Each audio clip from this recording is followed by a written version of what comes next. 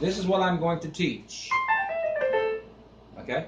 That is one cool lick, because that right there is A blues, but it's not just A blues, because if I just played A blues, here's A blues.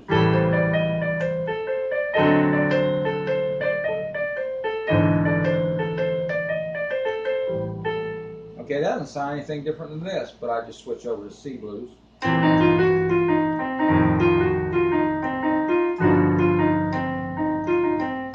I'll show you what I did right there, so there'd be no confusion.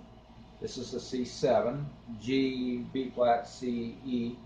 That's my favorite inversion of that. Okay, I do different versions of it, you know, but this one I hardly ever do right there. Okay, I got to work on that. So anyway, when you find something that you don't do that often, just work on it.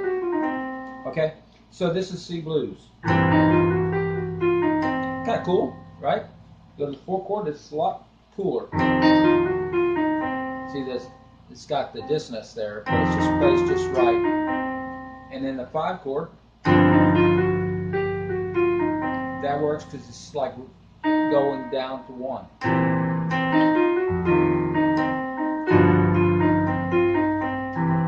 Okay, and I'm going to go over that, but I'm going to go over something that is going to just wake your ears up. Okay. Okay. Now the 4 chord. I'm just doing the C, E flat, F, G flat, maybe the G every once in a while, and then the G7, which is G, B, D, F. Back to it has a minor sound, doesn't it? Okay, and then back to a C7.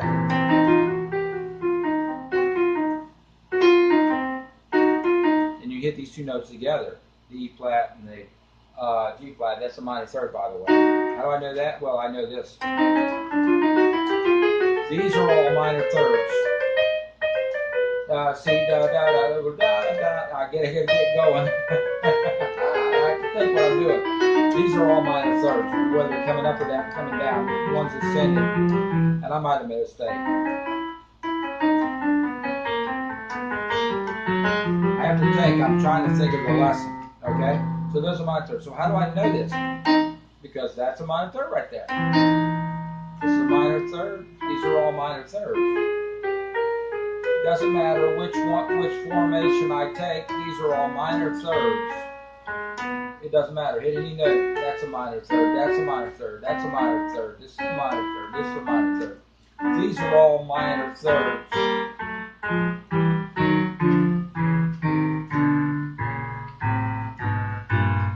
I should end up with C and E flat. And I do. Okay? So by knowing your minor thirds, it just puts you ahead of your normal trajectory if you haven't been doing that. Okay? There are so many reasons to learn the minor third. I can't, there's probably, I know 2 to 5, and it's more like 5. But I would imagine it's a long list. And if you want to get good at jazz, you have to start noticing, or music in general, okay? You have to know that every minor chord, we call it a triad, S-T-R-I-A-D, has a dyad, D-Y-A-D, I think. And the spelling may be wrong, but I think that's right, D-Y-A-D. And this is your first thing. That gives the minor sound. That's the quality, okay? And then that's followed by a major third. So I also do this.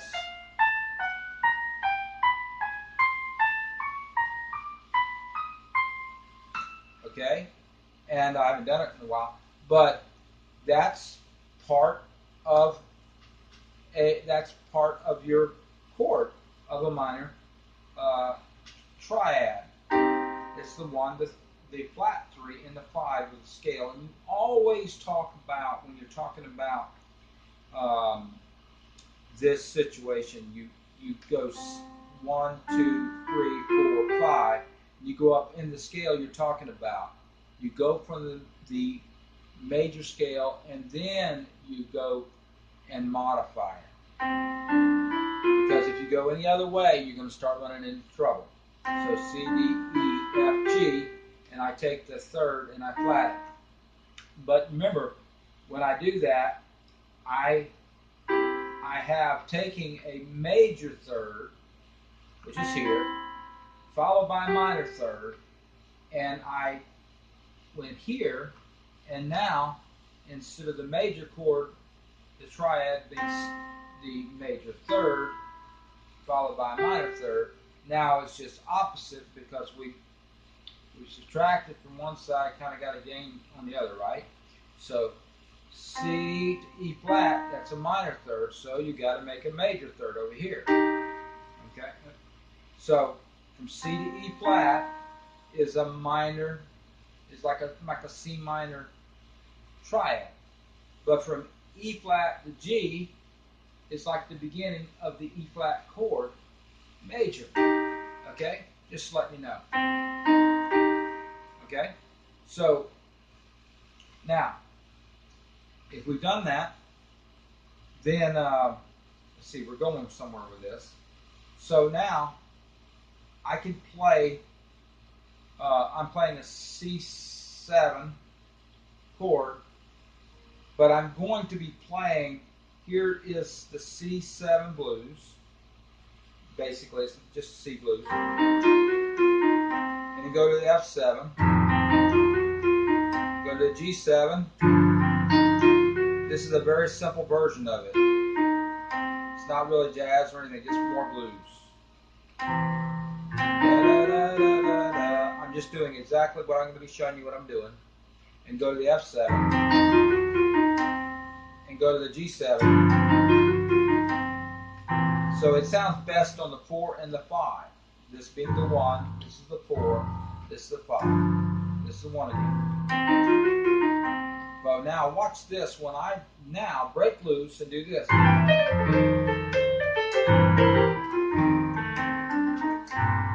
Now, doesn't that sound better? Now, not because I did it fast.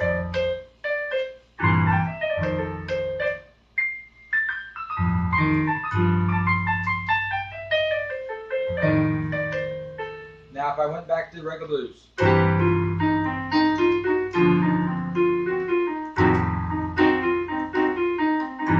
Okay? So that's regular blues there. Now what? What did I do all that for? Because the reason why I did all that is because I just... Okay, do you recognize this? Well, yes and no.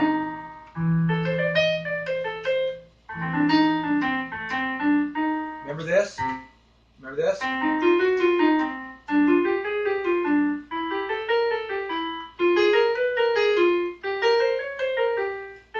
A blues. That's a good thing to work your fingers back and forth. See, I see there's a weakness there. And your strongest fingers, by the way, are these fingers. Okay? And these fingers here are the ones that what I like to do the F blues with.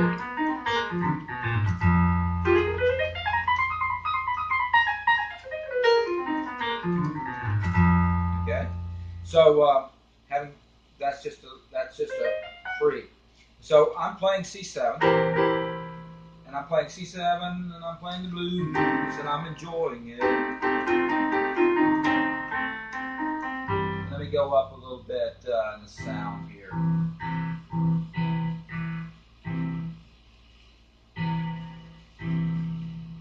That's modern piano. Okay, let's get something besides LA piano, dance piano. There, that's what I want. And that is something that really, I'm going to stay on that, teach you a little bit more about that. I'm not worried about it being 12 bars or 25 bars. Main thing is the feel for it.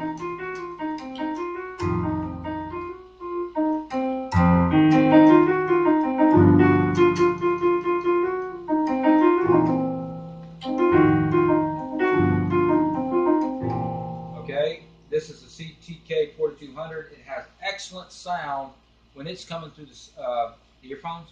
It is fantastic.